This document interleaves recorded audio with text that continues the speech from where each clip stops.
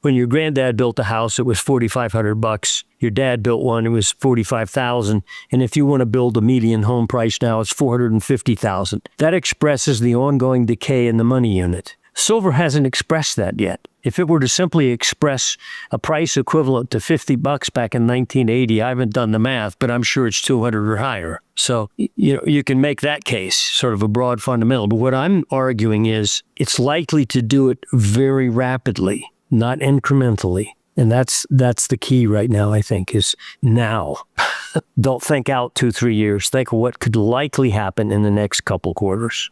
When you look back over the last half-century, a simple comparison reveals just how severely the global monetary system has decayed.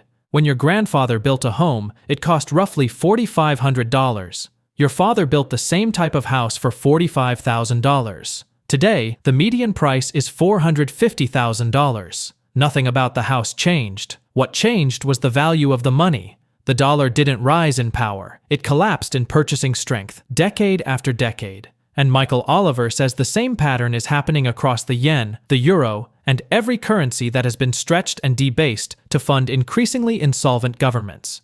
What is remarkable, and what sets the stage for this video, is that silver hasn't expressed this monetary decay yet. Gold has. Real estate has. Commodities have. But silver is still sitting at nominal levels it hit in 1980, even though the dollar it's priced in has been destroyed. Oliver argues that if silver merely adjusted to its 1980 real purchasing power, the price would not be $50, it would be $200 or more. And he emphasizes that the real story is not the long-term target, but the speed of the repricing. He believes silver is set to revalue not slowly and incrementally, but violently, rapidly, and in a way that completely blindsides investors who are still thinking in 3-year timelines. According to Michael Oliver, this is not a story about 2030. This is a story about the next few quarters. A structural repricing event, a monetary tantrum, and silver, not gold, is the metal setting up for the most dramatic upside in the entire global macro environment. Before we dive into Oliver's insightful analysis, please take a little time to like this video, subscribe to the channel, and share it with anyone who needs the truth about what's happening in precious metals before the window closes. Thanks for the support. And now let's dive right into Michael Oliver's first major chart. A very important 2 charts that we're looking at. Neither one of them are simple price charts, which everybody is deluded by one way or the other. That's why there's a chorus of folks still calling every time the gold flinches, it's got to correct, etc., or it's the top. There is a relationship between gold and the S&P 500, or the U.S. stock market bubble, and you can plot it. It's called a spread relationship. We simply divide the front month of active contract of gold futures into the price of the S&P and express that as a percent. And we plot it, okay? Every end of every month, we plot one little dot, okay? When you plot that chart, we've shown it in prior reports, you've got a 11-year wide base on that chart, where gold back in 2011 was at a higher relative level to the S&P. And during its bear market, 2011 through, especially 2013 through 15, gold dropped, but also its relative performance dropped to the S&P. But then actually since 2014-15, you could basically take that same spread chart, draw a line sideways, and gold's been above and below and above and below. It's really been par to the S&P. Depends on when you bought gold relative to the S&P, you're doing better. Now, especially since 2024, that spread has moved up sharply. Now, when you look at the spread chart, there is a massive, very clear line across every single rally high that relative performance surges have created. So you could take a crayon and have a 5-year-old draw the line for you. Unfortunately, most people don't plot the spread chart. And if you did, you would see that this month's close, we have a half a day trading left, I think on Friday, is out above that base, meaning that while gold has handily beat the S&P, especially since 2024, coming up from the lower end of that base, it's now punched out above it. So if you were just looking at that chart, and I erased the words gold versus S&P and didn't tell you what it was, and you thought, well, that's a price chart of some stock, you'd say, I got to buy that thing, okay? Because you break it out of a base that an idiot could see. But everybody thinks that gold has gone too far, it's got to correct, or it's excessive. And that's because they're focused on what? A simplistic price chart. And when you run a relative performance chart, it's saying not only has money been moving into gold since 2024 soundly, solidly, it's now breaking out, meaning that the money flow that we've seen coming out of doubters in the stock market, some large skeptical asset managers, let's assume, who've said, hey, I need a little bit more in that monetary metal sector. Okay, and they've been, a little bit here and there. It's helped gold go up. But when you break that spread out, and you're doing it this month, we're at levels now that are incredibly above that breakout point. It says, hey, it's just beginning. This relative performance asset shift out of the stock market into monetary metals is only now beginning. So those folks who've been tell you that, this has gone too far, too long, et cetera, they need to look at that chart because it says something totally different. There's another chart we can talk about if you want to, unless you want me to pause a bit here. If you plot silver versus gold spread chart also, where you don't look at the price of silver, you don't look at the price of gold. Instead, what you do is you divide the futures contract December silver right now into the price of December gold, and you express the answer of that as a percent. You'll see that we've developed a spread chart basing action, much like that gold versus S&P basing action, where, silver's had a surge back in 2020. You recall that move where silver went from like $15 to 30 and gold only went up about 40%. Well, silver outperformed up through late 2020. And then we went into that multi-year period where, gold went sideways through early 2024, and silver and the miners actually sort of declined in relative performance. No, they were going up. There was a rise, net rise there, but they were underperforming gold, the mama metal. Silver has been surging versus gold since early this year, about April. It's really come up sharply on a relative basis, so it's been a better place to be, net on balance for the year.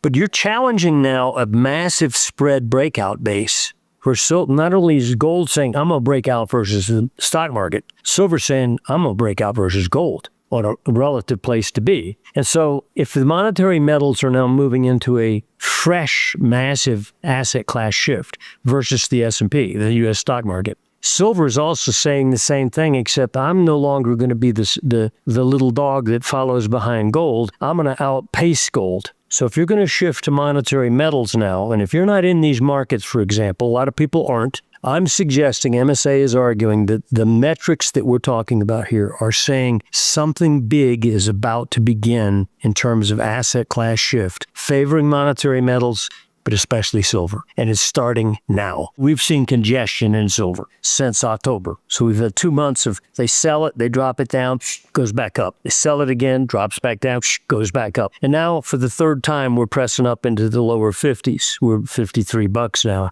By the way, we'll rotate our analysis now to March silver starting the 1st of December when December silver goes into delivery. Also, we'll be shifting out of December gold and shifting to February 2026 contract. And already when you look at the March silver, it's up to 53.5 area, meaning it's almost ready to touch top tick again, which is 54 in that recent rally on a $1 scale. But that's not the issue to us. The issue to us is that relative performance breakout, gold, S&P. And secondarily, silver says, okay, yeah, the monetary metals are going to go up, but this time I'm not going to be behind you. I'm going to lead. And I think the same applies to investors who don't want to necessarily buy silver futures or calls on silver ETFs, bullion ETFs, or buy silver bullion. They want to buy miners. They want to buy stocks. We technically analyzed that highly, highly likely that not just in the immediate surge we're about to see, and remind me to get back on that subject again in the next 6 months, but over the next year or so, the miners will be at gold as well, especially the silver miners relative to the gold miners. What Oliver just unpacked is one of the most important metrics almost nobody in mainstream finance pays attention to: relative performance spreads, not raw price charts. Everyone looks at gold at $4,000 and immediately assumes it's too high, simply because they're staring at the nominal chart. But he's arguing that when you plot gold against the S&P, the very heart of the global risk-on bubble, you see an 11-year base that has now been completely broken to the upside. That means capital is not trickling out of equities into gold, it is shifting. The same pattern we saw at the end of the dot-com bubble, the end of the housing bubble, and the early phases of the inflation breakout of the 1970s. Now, the second half of this is even more important for silver investors. Silver is not merely rising. It is outperforming gold on a multi-year basis, after spending years lagging behind. And just like gold versus the S&P, silver versus gold has built a massive structural base, and Oliver says that base is now on the edge of a breakout that signals leadership. He suggests that silver is not going to follow gold higher this time, it's going to lead. And if the spread breaks, which Oliver says is happening right now, the next phase is an aggressive asset class shift that puts silver at the top of the entire monetary metals complex. This is where his $100 to $200 call comes into play. Silver has been in a congestion band since October, hovering around $50 to $53, repeatedly sold back down by short-term traders. But the moment this consolidation resolves, Michael Oliver expects a continuation of the surge that carried silver from $35 to $54, except faster, more violent, and driven by institutional allocation rather than retail speculation. He makes it clear, the breakout is not a future scenario, it's a present reality. And now, let's move to the second major timestamp where he discusses miners, positioning, and why silver's long-term compression is setting up a multi-decade repricing. When I speak personally, and I show my position in every report as a disclaimer, I'm heavily into silver-related. Calls on SLV, double long AGQ, which is a bullion ETF, but also silver miners. And I'm buying a lot of junior miners now, silver miners, because I think they could be hotter than silver, much hotter. They're extremely neglected. It's a very tiny little sector. And when the hands come in to buy it, money fleeing the stock market or deciding it's a better place to be, monetary metals, those little miners just go vertical. I've seen a lot of days lately where silver's up 2% and they're up 5%. So I think that's what's going on. But as far as silver, it's in a fairly unique situation, has really partly to do with this broader view of monetary metals going up. But think about this for a minute. Silver's been stuck in a range, $50 highs in 1980, 2011, and even recently either side of 50, for 50 years. What's going on here? I can go show you a chart of copper. Go back to the 70s, 1980s, 1990s, into 2000. And in 2007, after multiple decades of horizontal reality for copper, it broke out, and within a couple quarters, it quadrupled in price. It's late 2005, 2006. And yeah, there was a sharp sell-off after that, but you then, hence, after that surge, a quadrupling in price, you lived in a multi-decade range that is like 3 to 4 times the average price of what prevailed the 70s, 80s, 90s, 2000 for copper. Same is true for lead. Very exciting metal, right? It lived in a multi-decade range, and in 2007, not in sync with copper, a year and a half later, it quadrupled in price in a couple quarters. And since then has lived in a range that's roughly 4 times the price average of that prior multi-decade range. Why is silver still stuck in its 50-year range? Well, there's fundamental arguments for that. Manipulation, attempt to control by some major banks, no doubt with the nod of a head from the Fed and so forth. But when a market makes a mistake, like we've seen stock market bubble tops, and that's when a stock market makes a mistake of, let's say, going too high for too long. Even though the truth underlying the bubble is valid, it's overdone it, like the dot-com high. And so when it corrected, quote, corrected, S&P back then dropped 50% by 2002, but NASDAQ 100 collapsed 82%. Despite the truth of the reality of internet changing our lives. It was excessive for too long. Silver, we argue, has been in the same position except on the downside. It's been too low, too contained for too long, and when it finally unleashes, what happens in those type of events is when a market has created a false reality, fooled people into thinking that's where it deserves to be, and when it wakes up, it not only goes to a new reality, but it often overshoots it, and it doesn't take years to get there. It often takes just a couple quarters of a massive tantrum. I think that's what silver is about to produce. Meaning, not only is it going to beat gold, not only are monetary metals going to beat the stock market, but silver could quadruple or even quintuple in a matter of a couple quarters after that spread breaks out, registering the breakout silver versus gold.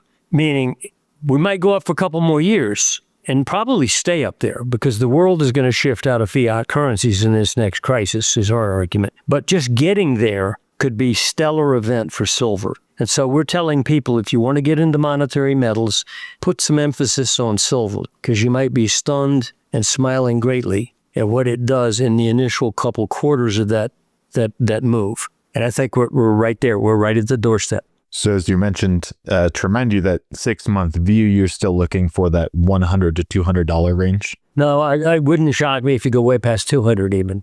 Now, maybe the reality, for instance, Eric Sprott, it was most influential guy in the silver market, has expressed the view, and it probably ought to be 200. And that's simply, going back and looking, if it was 50 in 1980, and if it was 50 in 2011, if you merely factor in the ongoing decay in the real value of the buying power of the dollar, which, remember, it increases in quantity about 80% every decade. Okay, so I probably said this before in talks with you, that when your granddad built a house, it was $4,500. Your dad built one, it was $45,000.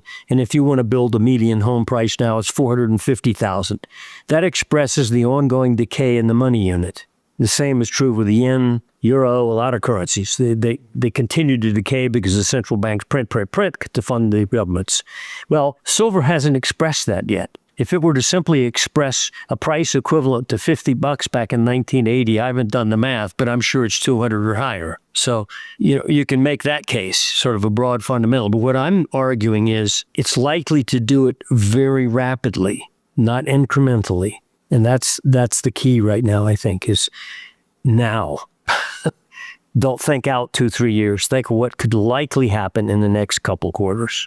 I think you've had your sell-offs. You've had a couple sell-offs that got you back into the high 40s. After we got to 52.70 in October, the low was just below 46, okay? And if you look at what happened, it hot-footed out of that hole so fast. If you didn't buy it down there in the upper 40s, it was back up in the 50s again, okay? Then it went to 54, okay? They banged it again. This time you went down to like 48. No, you didn't get to 48, almost got to 48. And then whoosh, now you're where? 53. Okay, it comes out of that hole so rapidly because it's my assumption and sort of knowledge. I was talking to some big guys with big money who've been doing that. When that thing breaks under, you see a 40 mark on silver, they come in and put millions into it, okay? And I think they're right. But I think the key is don't look at the price of silver. Don't do Elliott wave stuff. Don't look at RSI or MACD. Overbought is going to have a different definition than what it's had for the last decades. Silver's going to create a new parameter of what overbought is. In fact, you can go back and look even, I think it was in the late 79 to 80 when silver basically went quadrupled to quintupled in 5 months. Okay. That was also when the spread of silver versus gold broke out. Okay. But it was $15 went to 50. Okay.